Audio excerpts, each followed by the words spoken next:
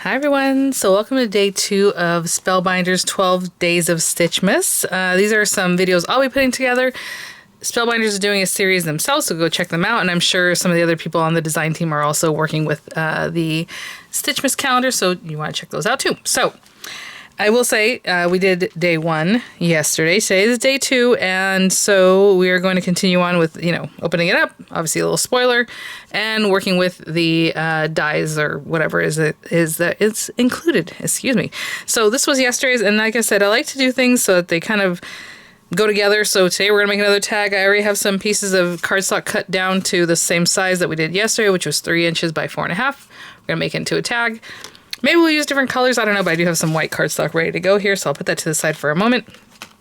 And I will say, initially they did send this item free of charge from my review, and of course, all opinions are my own, and the links I have in the description box will be affiliate links, which means I'll make a small commission if you purchase items through those links.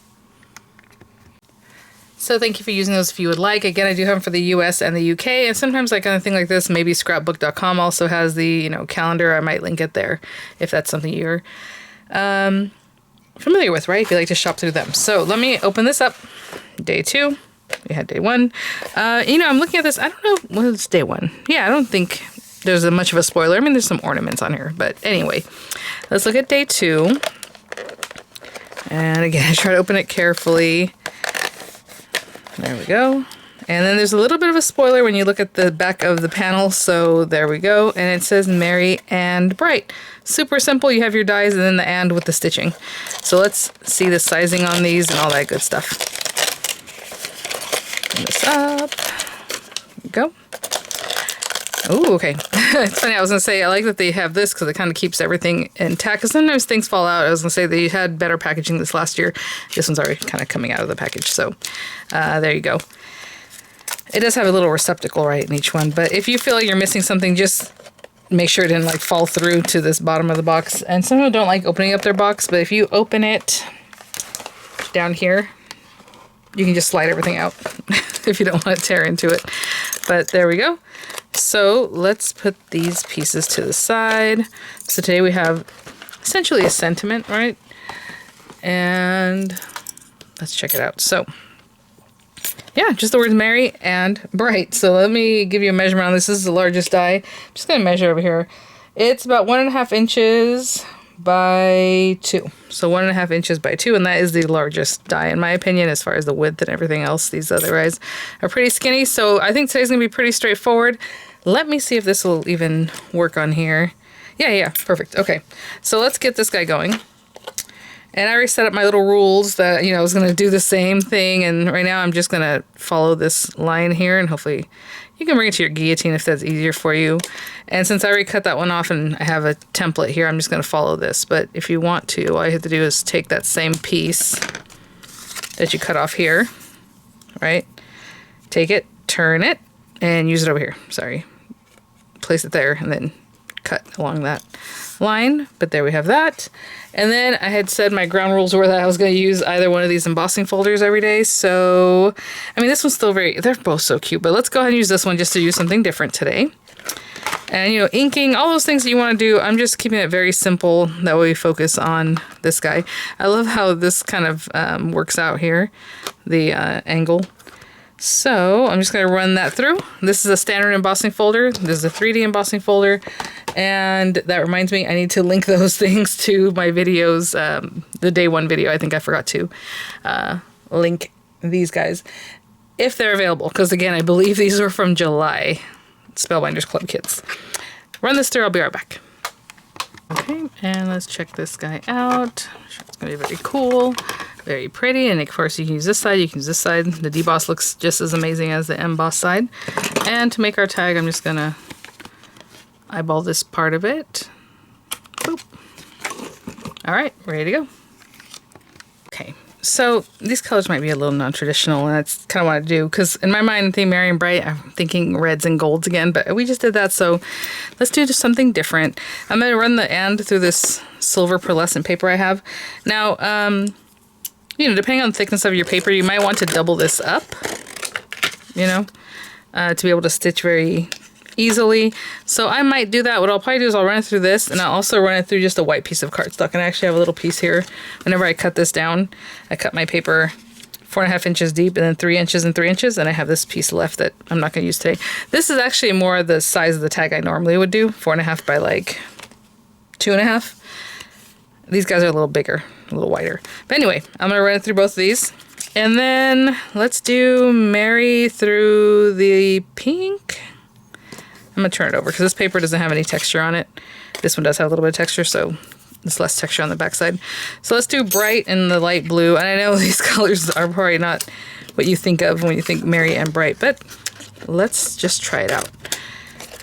Okay, so that'll be very easy. I'll be right back. They just cut so clean. How cute is that? And they just fall right out. All right, this guy wanted to stay because it's a little thinner. Okay, I'll be right back. And this one came out super clean. That means all the bits stayed here, so you do want to go ahead and scrub those out before die cutting the next one. Okay, so let's get this guy out. Beautiful. I'm just going to glue these guys together. Again, just have a sturdier piece to stitch, but you don't have to do that at all. Just an idea. But I would say if you have thinner paper, you're definitely going to want to do that. Okay, so I'm not going to put too much glue because I don't want it all over the place, but I'm just going to kind of get that on there. We're going to stitch these guys together anyway. But I'm going to let that set up. I do see that I have some glue right there that just went through the whole hole, so I'm going to get rid of that. Okay. And in the meantime, I suppose we can plan this. So we do have our lettering. I'm thinking I might use the deboss side of this because it has a more flat surface than the other side that's more raised and all these things. So maybe we work with that before I stick this down. Where is... Here we go. So again, this can be just fun. You know, however, maybe the and goes over the top of them. Maybe it's underneath, you know, I don't really know. Let's see. I'm probably going to bring this up a little bit more. Something like that. And then this can be like here. And then bright. Let's see how the eye was at. I don't know if that matters. Let's see. There you go. Cute. I know it's just soft pastels that I use for this, but I like the way that looks. Cute. Okay, so maybe before I do this guy, I'm just going to stick these pieces down. And pretty much just the way I have them, so I'm not going to waste your time, but just pick them up, put a little glue, pop it down.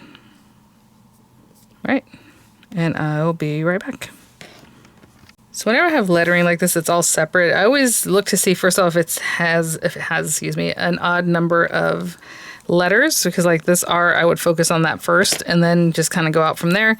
But when it has, you know, an even number, I just kind of space them out. But you can always pick the middle two and try to make that the focal point that you work from, right? So right now I'm going to put this R in here and then I'll go from there, right?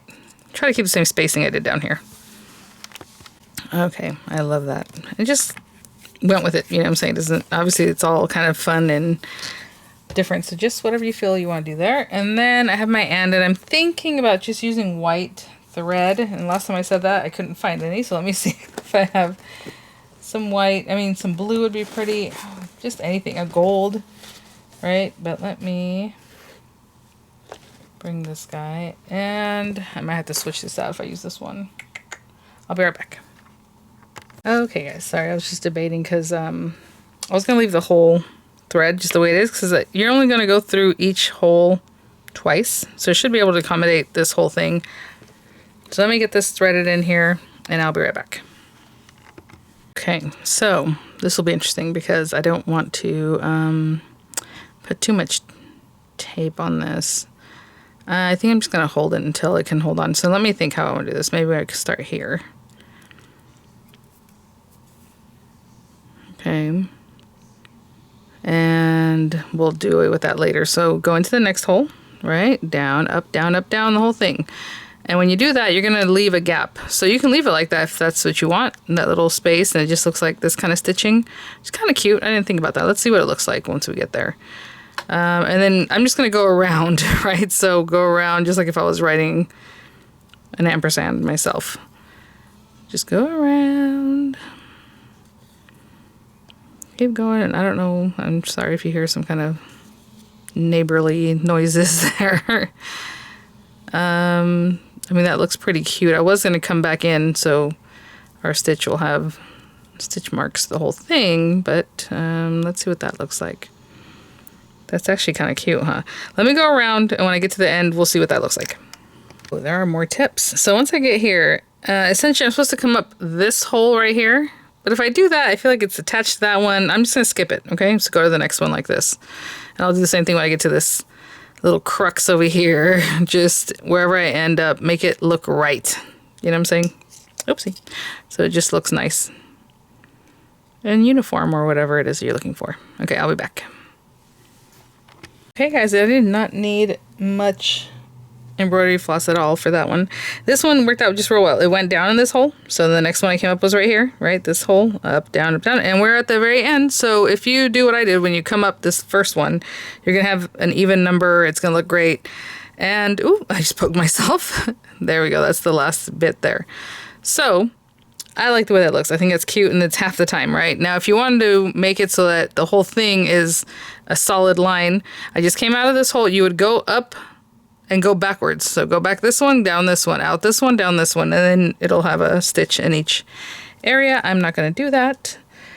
And what I'm going to do first, actually, let me get some double-sided tape. So now that I can see what we did, it's actually easy to stick this down because you don't need that much tape. I'm going to glue it down also. What I mean is, oopsie. Oh, the backing came off, which is fine. I was going to stick this down first and then remove the backing, or leave the backing, which is what I usually do, but we can remove it. It's going to come off anyway. And then this little guy, I'm also getting a little piece of double-sided tape for that. And I was just going to put wet glue and hold it down. That will also work. If you put a knot, it's just, you know, something you have to deal with when you go to stick this down, that there's a knot there. So that's kind of why I do it this way. Let's put this little guy away on my needle minder over here. And I just left because it's just full of things. Okay. I am going to use glue. Again, if you use hot glue, that's going to work faster. It'll just stick right down and give you a little bit of oomph also. As you can see, I went over that backing. I could have taken that off. Okay, so I'm going to put this here. Cute. I love that. I like the way it's kind of touching some of the lettering here and there. And if that's where I want that, I think I do. I'm going to put a little weight on top of it. Put this on top. And I'll be back. Okay, so let's take that off and let's take this away. And nice and flat. And again, I've used that deboss side. Looks very pretty. I love it. It's very serene and sweet. Again, merry and bright. But bright to me means just like a fun, beautiful time. No? I don't know. That's how I see it for that. But let's see. I just have some different pieces here. Should we do black and white? That'd be interesting. I'm just going to pop this on there. And that will be that. Alright guys, and I already forgot, did I push it from the back? Yeah. Yeah, you get a different look if you bring in the loop from the back. It looks like this, and if you push it in the other way, it's gonna look like this, right, with that little... So whatever you like facing forward, do that. Let me go this way. And that'll be that. Alright guys, that is today, day 2. So thanks for watching. I'll have images coming up. Again, links as appropriate in the description box. And I will see you guys tomorrow for day 3. Bye now. Oh, let's just check them out. There you go.